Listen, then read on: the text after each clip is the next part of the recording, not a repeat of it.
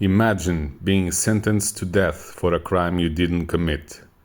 Now imagine your only chance of survival is becoming completely invisible. The Invisible Man returns.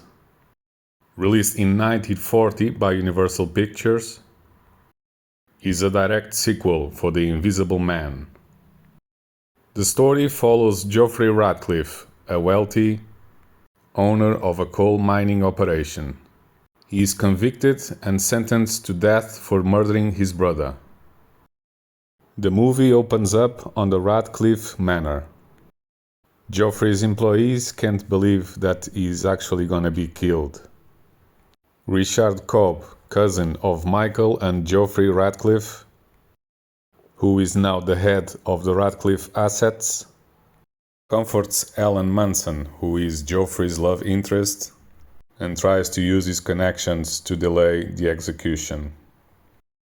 We move to the prison, where Dr. Frank Griffin, brother of Jack Griffin, the original Invisible Man from the first movie, is visiting Geoffrey Radcliffe before the execution. After Dr. Griffin leaves, the guards call everybody. They say that Geoffrey Radcliffe had disappeared. We all know he had been turned invisible and escaped. Dr. Frank Griffin had his brother's formula. From Scotland Yard, Inspector Sampson is called on the case. He talks to the guards that were on the cell, and they describe that he disappeared when they were on the room with him. We then see the trees and the bushes moving, and a hidden suitcase with clothes opening. Back on the Radcliffe mining operation, both Richard Cobb and Inspector Sampson, each one on their own turn, question Dr. Frank Griffin. They know he turned Geoffrey invisible. And Dr. Griffin says he's now working on the antidote. Inspector Sampson even says that the Invisible Man can be seen in the rain or with smoke. Ellen is waiting for Geoffrey in a secluded cottage in the woods. She stares at the window, waiting for him to show up. Then the dog starts barking a lot, and from the mist, Geoffrey emerges, and they hug. Geoffrey is in clothes, so Ellen can see him. Geoffrey starts talking about investigating the conspiracy that framed him. He intends to use his invisibility to spy on the suspects, while Dr. Frank Griffin attempts to create the antidote to turn Geoffrey back visible again. He tests the solution on guinea pigs, and he can make them back visible again, but after a while they just die. And finding the antidote is urgent, because the biggest side effect of the invisibility serum is that you will go mad.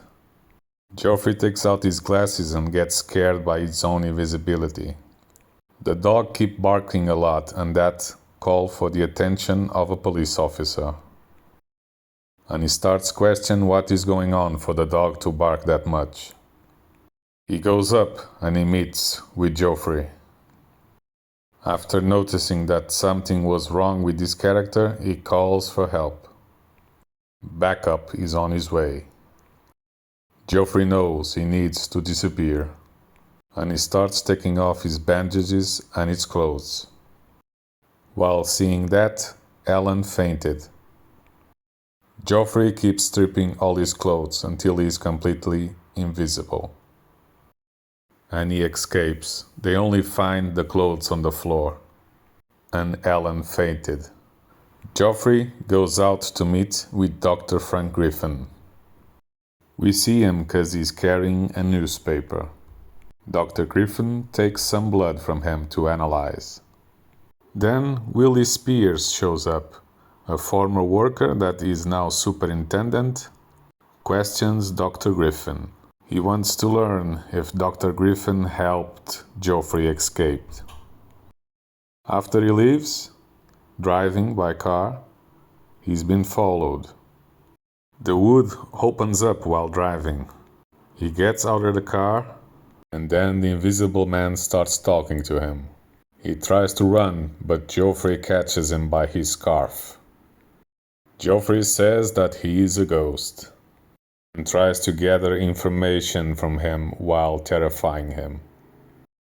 Spears is able to run home, but again he is followed. Spears admits that he testified against Geoffrey to help Richard Cobb. Cobb was the one that killed Michael, Geoffrey's brother, and framed him, so he can inherit the family's fortune. After Spears revealed this, Geoffrey knocks him out cold. Now he's going after Cobb. Ellen came to Cobb at his request. He wants to know where Geoffrey is. He wants him to show up. And he does. He's in the room. And he slaps Richard Cobb. Makes him sit down on his desk and tells him to write a confession. He knows that he killed Michael. Cobb pulls out a gun and tries to shoot the Invisible Man, but he misses and runs. He runs into Inspector Sampson, who tells him to relax and even offers him a cigar. And when he's smoking, the smoke reveals the Invisible Man is just right beside them. He tries to catch him, but he runs away, and he calls for backup. Policemen with masks and gas. Richard Cobb is scared. Geoffrey gets a uniform and the mask of a policeman. He grabs Ellen, that pretends to be passed out, and they both go away. Then Geoffrey goes to Dr. Griffin's house. He gets on the phone and calls Dr. Griffin's lab. Tell him that he's waiting for him on his own house and on Dr. Griffin's clothes. And they dine together, Geoffrey, Ellen, and Dr. Griffin. In this scene, we see now that Geoffrey is already going mad with power. Dr. Griffin puts some drugs on Geoffrey's wine. And after they change some arguments, Geoffrey eventually drinks the wine, and when he tries to get up, he falls down. Griffin puts Geoffrey in chains. But when he asks for water, Geoffrey knocks Dr. Griffin, takes the keys to the chains, and escapes again. He goes straight to Richard Cobb. Sleeping in his bed, he is awakened by the Invisible Man with a gun. He makes Cobb walk past security at gunpoint and makes him go in the car. Always at gunpoint, and they drive. Geoffrey makes Cobb drive to Will Spears' house. They get into his house, where Will Spears is waiting on the top of a chair with a noose on his neck. And Spears admits again that he testified to frame Michael and blame Geoffrey at Cobb's request. Hearing this, Cobb kicks the chair and Spears hangs. Cobb fights with Geoffrey and Geoffrey throws him out of the window and he runs. He runs straight into the Radcliff mining operation. Geoffrey follows him and they get to fight on a mining cart, while the mining cart is on the escalators. All the workers are watching this. They keep fighting while the cart is heading to be dumped from a high position. And just when Geoffrey seems to be winning the fight, Inspector Sampson, who is in the crowd, shoots, and Richard Cobb is free. but not in time to avoid being dumped, and he falls with the coal right to the floor. We see on the stairs that Geoffrey is climbing down. And while Richard Cobb is about to die, he reveals to Ellen that he killed Michael. Geoffrey was framed. Geoffrey goes and sees a scarecrow. He takes his clothes. He's severely wounded. Dr. Griffin is still trying to find an antidote. Geoffrey goes out to meet with Dr. Griffin on his lab. He passes by everybody with the scarecrow clothes. Everybody sees him. He doesn't care.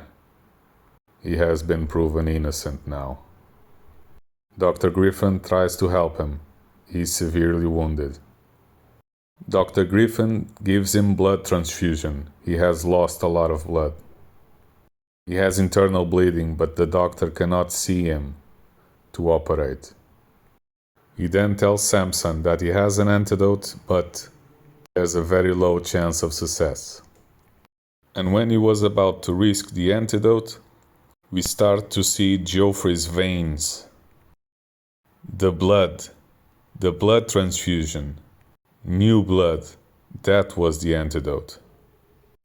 We can now see Geoffrey for the first time in the movie, played by Vincent Price. The first movie, The Invisible Man, ended when Jack Griffin died and turned back visible.